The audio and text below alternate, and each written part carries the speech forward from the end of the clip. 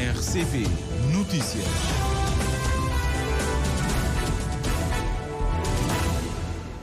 Às 19 horas em Cabo Verde, seja bem-vindo ao Jornal da Noite.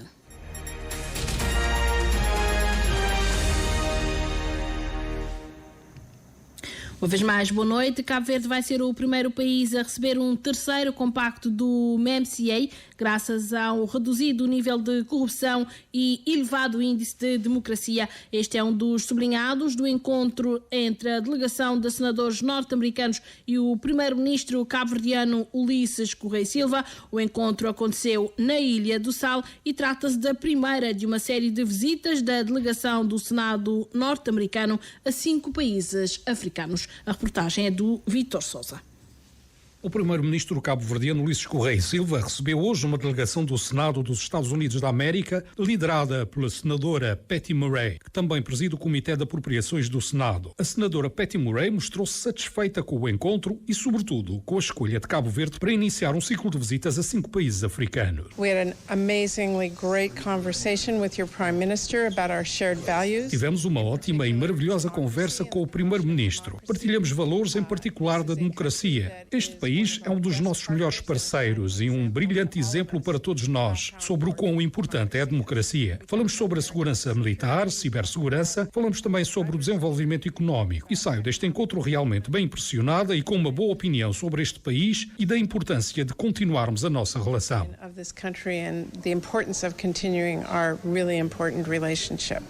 A delegação inclui os senadores Gary Peters e Peter Wells, a senadora Catherine Cortez e o senador Chris Coons, que não escondeu a sua admiração pelo nível de democracia, estabilidade e valores democráticos que o país tem demonstrado. Cabo Verde is a very impressive country that has demonstrated the value for its people of democracy and stability.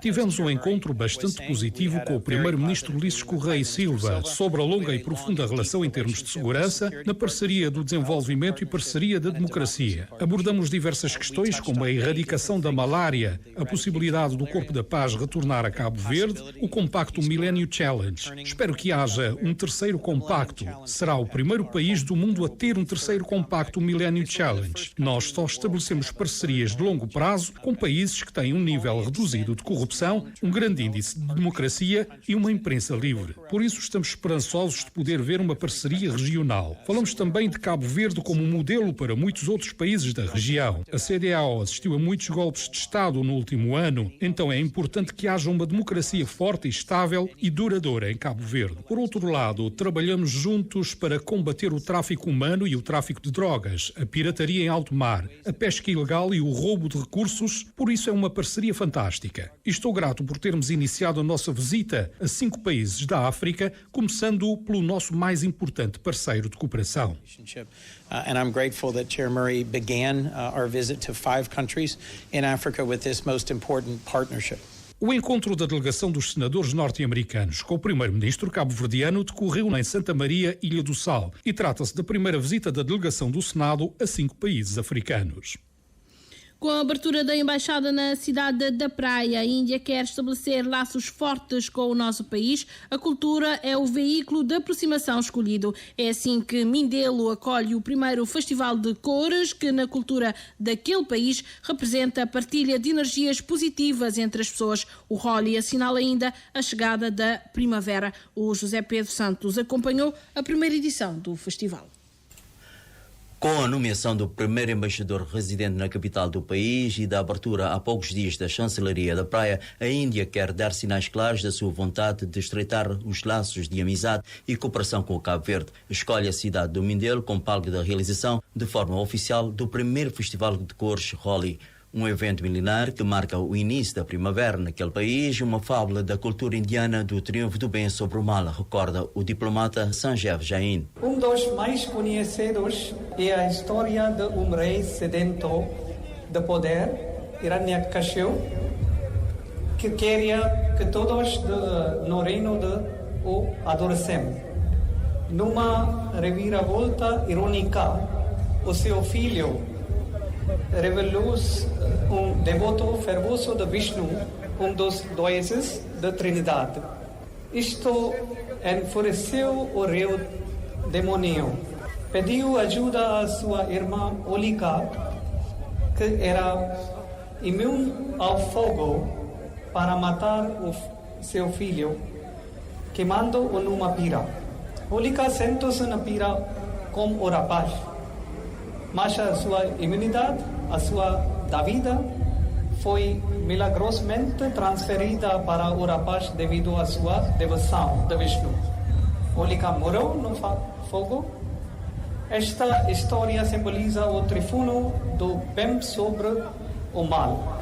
Com música, dança e acrobacias com fogo, o festival que decorreu na Praça Dom Luís propôs a divulgação da cultura indiana aos mindelenses, uma atividade que contou com um forte envolvimento do grupo parlamentar de amizade entre os dois países, cuja presidente Josina Fortes garante que o mesmo quer desenvolver projetos em áreas devidamente identificadas. Nós queremos fazer trocas a nível comercial, a nível de conhecimento, tudo o mais complexo possível a nível bilateral, porque for melhor para os dois países.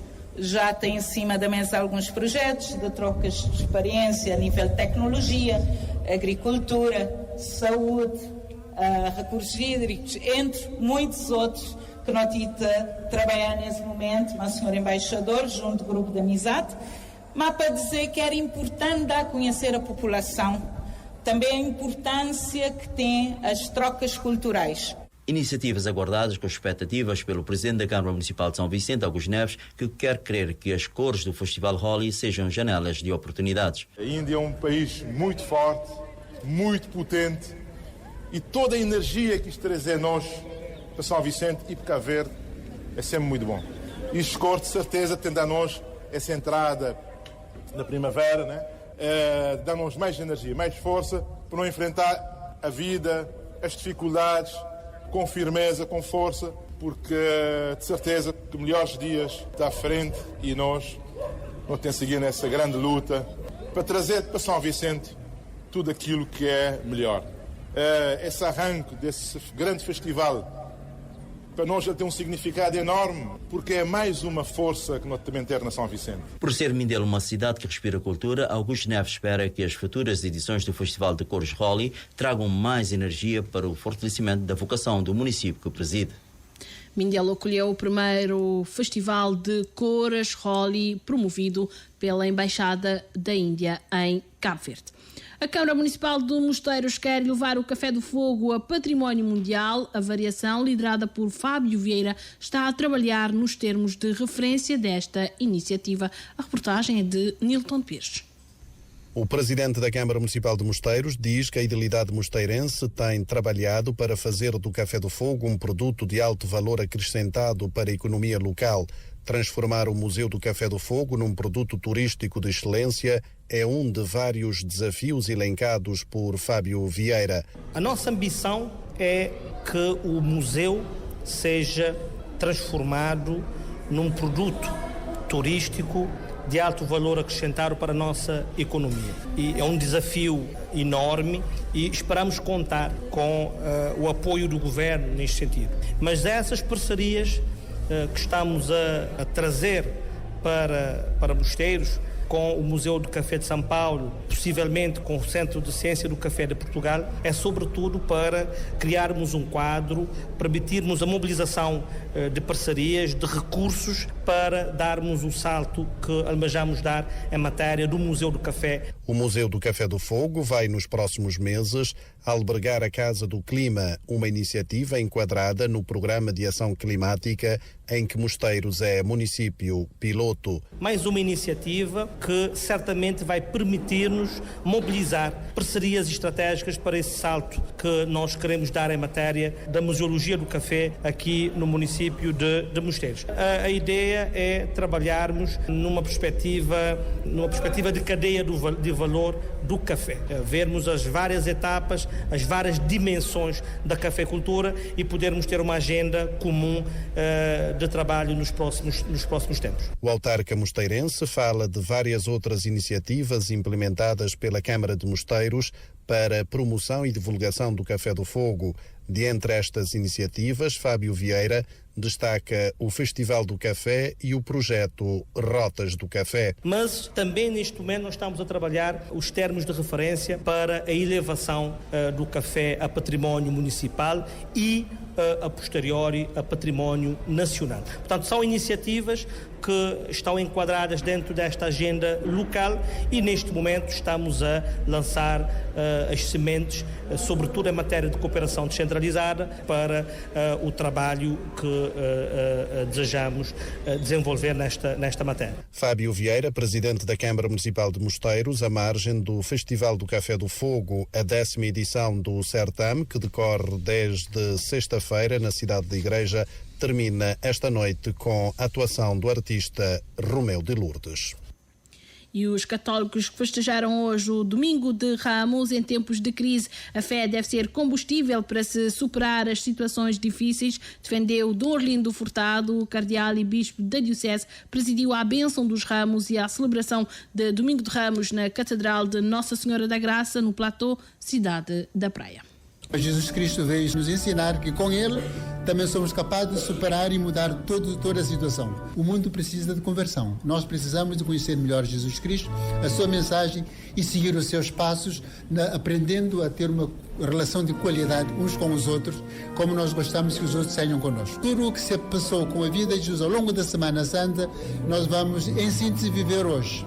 Portanto, a aclamação triunfal, com a entrada em Jerusalém, como filho de Davi, do Messias, bendito que vem em nome do Senhor, mas também vamos ler e meditar sobre a narração da paixão do Senhor. E isto, portanto, culminará com a ressurreição de Jesus Cristo. Portanto, vamos viver em síntese, antecipadamente, aquilo que vamos também continuar a viver liturgicamente ao longo da semana, à volta do mistério pascal. Jesus, que foi preso, maltratado, morto, sepultado e depois ressuscitado para a salvação do mundo. Já o bispo da Diocese do Mindelo, Dom Hildo Fortes, aproveitou o Domingo de Ramos para apelar ao sentido de comunidade. Na Igreja não há lugar para protagonismos, lembrou o bispo da Diocese, que celebrou missa em Santo Antão. E aquilo que eu sinto que é urgente hoje nós dizermos à nossa gente, eu resumia no seguinte: para já sermos uma comunidade unida e viva, participativa, onde ninguém fica de fora, onde não há uns que são mais do que outros, e na Igreja não há lugar para protagonismo. No mundo há, não é? A gente sabe que as pessoas gostam de destacar-se, mas dar a perceber que o nosso fundador, Jesus Cristo, foi um servidor humilde, veio para dar a vida e não veio para servir, não para ser servido. Então, é tão importante que nós ajudemos as nossas comunidades a serem uma família. Nós aqui na África, os bispos, nós dizemos que a Igreja é a família de Deus. E como tal temos de ter um espírito bem diferente. O bispo da Diocese do Mindelo celebrou a missa de Domingo de Ramos no Jardim de Nossa Senhora de Cabo Verde, em Porto Novo, já que está em visita pastoral a Santo Antão. Durante a semana visitou várias instituições públicas e sociais e conversou com os responsáveis da Polícia Nacional. Também esteve no Lar de Idosos do Porto Novo. A visita foi às duas paróquias, quer lá na zona de Ribeiro das Patas, quer agora aqui no Porto Novo, né, que são duas paróquias do Santo Antão Sul, que é a paróquia São João Paulo II e São João Batista. Visita pastoral, como eu acabei de dizer agora mesmo na fim da missa, é sobretudo estar junto das pessoas. Hoje há muita necessidade da gente estar perto e as pessoas têm necessidade disso, de ver o bispo, de tocar o bispo, de que o bispo as escute e que ajude também a olhar quais os desafios e quais as respostas para dar para o nosso tempo. Então, quer num lugar, quer no outro, houve muito encontros com as pessoas, né? Os grupos da paróquia, os secretariados, os movimentos. Para encerrar a visita pastoral, Dom Hildo participou durante a tarde de hoje numa conversa aberta com jovens da Ribeira Grande de Santo Antão.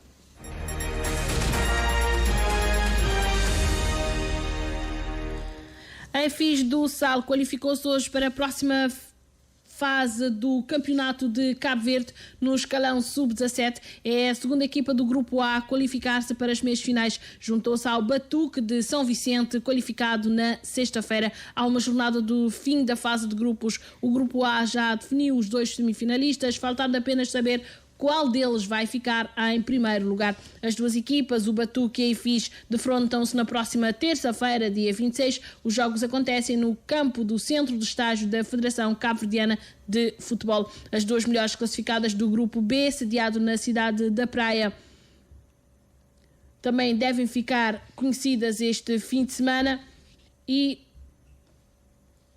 as equipas vão depois disputar a fase final do campeonato. Os jogos vão decorrer no Estádio Nacional. A final do Campeonato de Cabo Verde, em Sub-17, época 2023-2024, vai ser disputada no dia 30.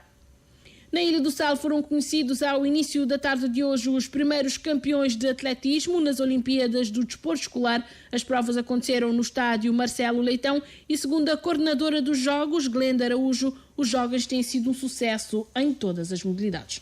Ontem começamos já com o basquete 3x3, que vai decorrer durante todos estes dias até o dia 27 no Santa Maria, no período da tarde. É uma modalidade muito dinâmica e vai estar acontecendo todos estes dias lá na Santa Maria, na Praça das Germinações. No atletismo já hoje fizemos a segunda jornada.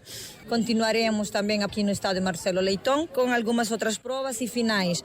Hoje pela manhã tivemos várias finais, entre elas o arremesso de peso tanto masculino como feminino, salto em altura masculino e feminino, 400 metros feminino e masculino, 100 metros masculino e feminino, e também no desporto adaptado tivemos as provas finais também de resistência e lançamento. Última jornada do dia 26 também, onde que será o fecho da modalidade de atletismo. Já no handebol masculino e feminino e o futsal vão decorrer os jogos até o último dia das Olimpíadas, que é o dia 28, onde que serão todas as finais no período da tarde no polidesportivo. Sandro Fonseca, do Liceu Olavo Muniz, e Deusa Silva, de Santiago, foram os vencedores no arremesso de peso. No atletismo e desporto adaptado, os campeões são Silvanilde Gomes, de Santo Antão, e André Mendes, de Santiago. Notícias internacionais. O Papa diz que o ataque a Moscovo é um ato desumano e que ofende a Deus. O Papa Francisco condenou durante a oração do Ângelus o ataque terrorista da última sexta-feira em Moscovo, ataque que causou 137 mortos. Disse o Papa que o empenho nas orações pelas vítimas do ataque terrorista perpetrado em Moscovo deve ser total, que o Senhor acolha em paz e conforte as famílias, disse o Pontífice após a missa do Domingo de Ramos, diante de mais de 25 mil fiéis que estiveram reunidos na Praça de São Pedro. Francisco também expressou a esperança de que isso converta os corações daqueles que protegem, organizam e praticam atos desumanos que ofendam a Deus, que ordenou não matarás. O Papa decidiu não fazer a homilia deste Domingo de Ramos, mas durante a missa leu o texto onde condenou o atentado na Rússia, país que viveu hoje o 30º dia de luto nacional da sua história recente. Um dia de luto pelas vítimas do atentado ao Crocus City Hall, um ataque terrorista que provocou 137 mortos, incluindo 3 crianças e 152 feridos, 50 dos quais em estado grave.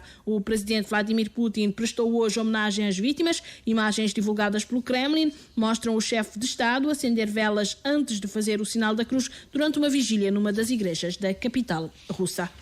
Um museu britânico foi evacuado hoje devido a protestos de ativistas. O Museu Britânico de Londres, Reino Unido, foi encerrado depois de ativistas climáticos e pró-Palestina unirem forças para bloquear a entrada do edifício. Uma nova aliança, denominada Energy Embargo for Palestine, teve como alvo o edifício histórico na Russell Street, na capital inglesa. Tudo aconteceu por volta das 15 horas da tarde. Centenas de manifestantes reuniram-se na entrada principal do museu e ergueram uma faixa que dizia: patrocinado pelo BP é igual a patrocinado pelo genocídio colonial.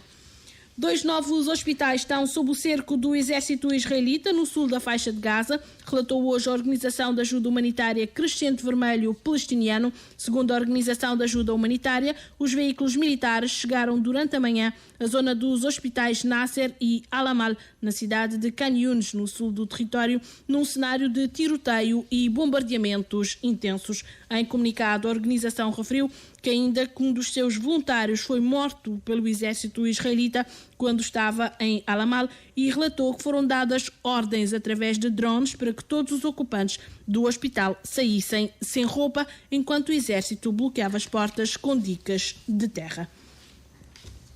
A França anunciou hoje que vai realizar voos de repatriamento dos cidadãos franceses mais vulneráveis no Haiti, enquanto estão suspensas as ligações aéreas comerciais com a capital do país caribenho. A informação foi avançada pelo Ministério dos Negócios Estrangeiros francês num comunicado enviado às agências noticiosas. A situação humanitária e sanitária na capital haitiana está a piorar devido ao encerramento do aeroporto e às dificuldades de acesso ao porto, cujos arredores são controlados por bandos armados, alertou a Organização Mundial da Saúde.